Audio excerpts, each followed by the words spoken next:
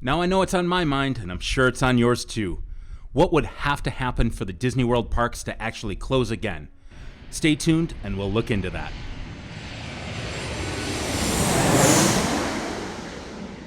What's up, everybody? It's Nick from Whodat Travel. Now, I've got another Disney edition here for you today. If you like this type of video, please give it a huge thumbs up. Destroy that like button.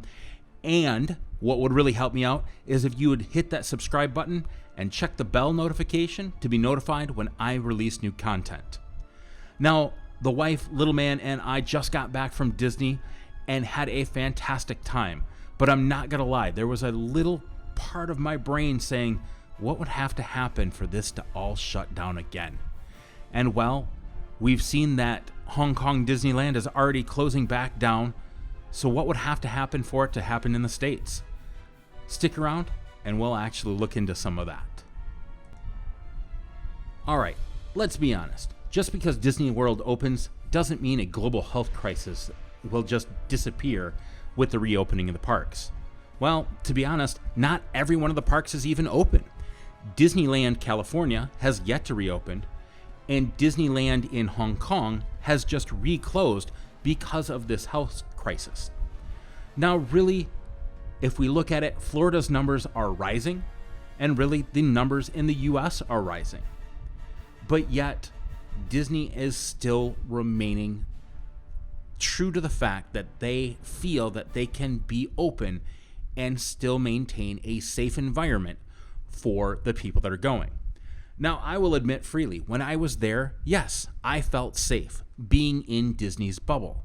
It was when I got out of Disney's bubble that I felt a little less safe. It was nice to hear people reminding guests to keep their masks on. And when we were there, they actually had changed the rule of people can't walk around and eat or drink. And really, that was a good change. Because the problem being is I saw people that would buy a sucker to circumvent that whole eating thing. And just because they had a sucker in their mouth, they'd say, well, I'm eating, I don't have to have my mask on. So really, it was those few people that were ruining it for everybody else. But that change needed to happen. And I think we're going to see a lot more changes like this through the time that Disney is open, because they're going to react to things that are necessary to keep not only guests safe, but the cast members.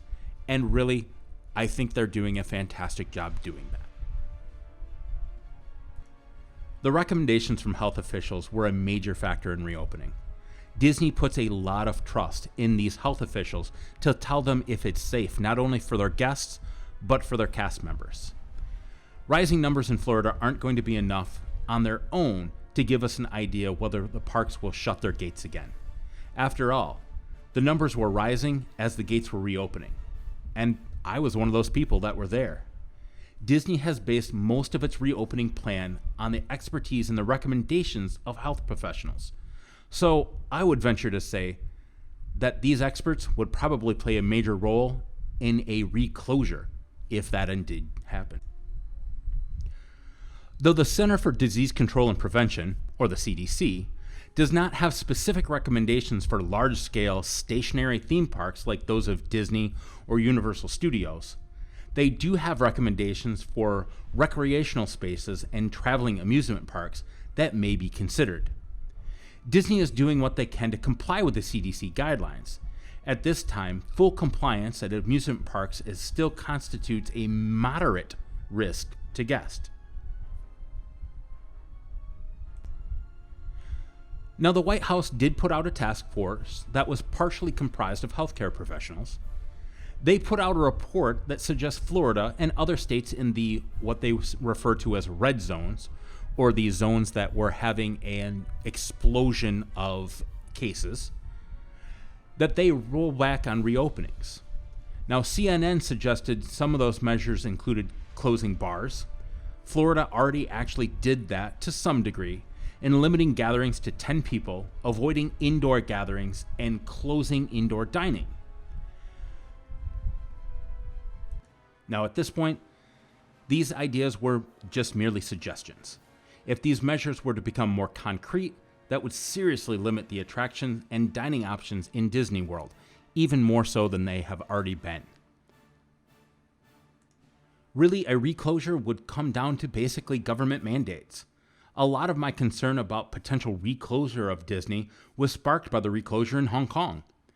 It's important to note that the reason Hong Kong Disneyland closed again was due to government mandates. Disney in California also had to delay its reopening due to government requirements. Now, personally, I would have loved to see it open on its 65th anniversary. It would have been a fantastic homage to Disney. But the precedent so far is that government intervention is one of the biggest factors to closing and reopening of the Disney parks.